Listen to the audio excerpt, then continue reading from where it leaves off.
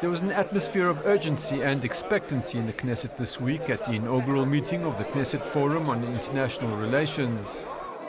The Knesset Forum is a cross-party parliamentary body intended to bolster Israel's dialogue with other countries. It had been dormant for over 6 years and was relaunched with a new strategic partner, the World Jewish Congress under the leadership of Ronald Lauder. Co-chairmen, members of the Knesset, dignitaries of the international community, media representatives, lay leaders, honored guests, welcome to the relaunch of the Knesset Forum on International Relations.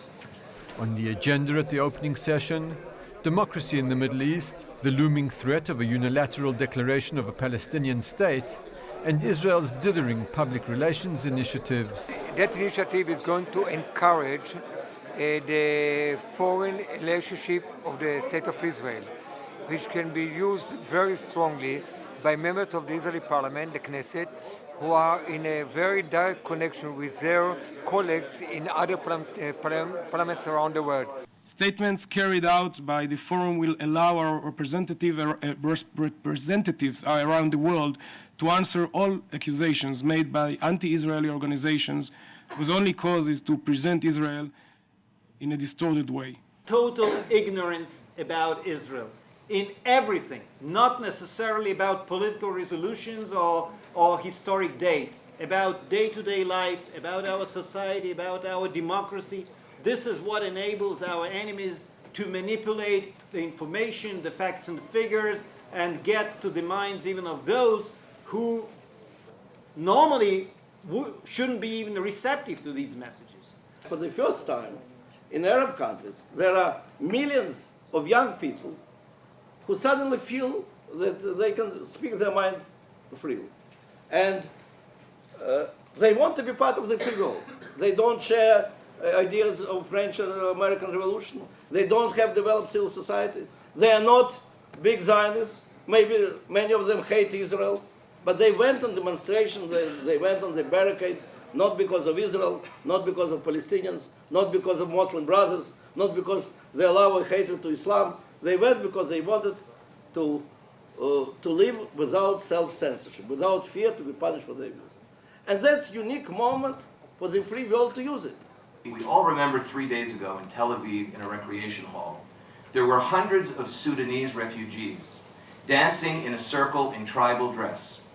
They were celebrating the Declaration of Independence of South Sudan. They held an Israeli flag in one hand. In the other hand, they held the flag of their newly founded state. As a matter of fact, the leader, William Stephen, a South Sudanese refugee, said to the news that he hopes and prays that his state will be free like Israel. We have to bear in mind that in a world where legends about Israel, vicious legends about Israel, have a hold on the public mind, not every Arab, liberal or Democrats want to be seen in public with what they call the arm of the Zionist octopus on his shoulder. Can anybody guarantee that the regimes around us will be there in a few years? Can anyone guarantee who will be ruling Egypt? No. Do we know who's going to be ruling Syria next year? Absolutely not. And even our old partner in the region, Jordan.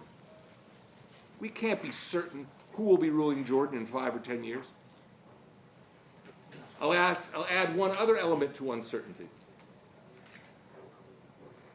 Iraq.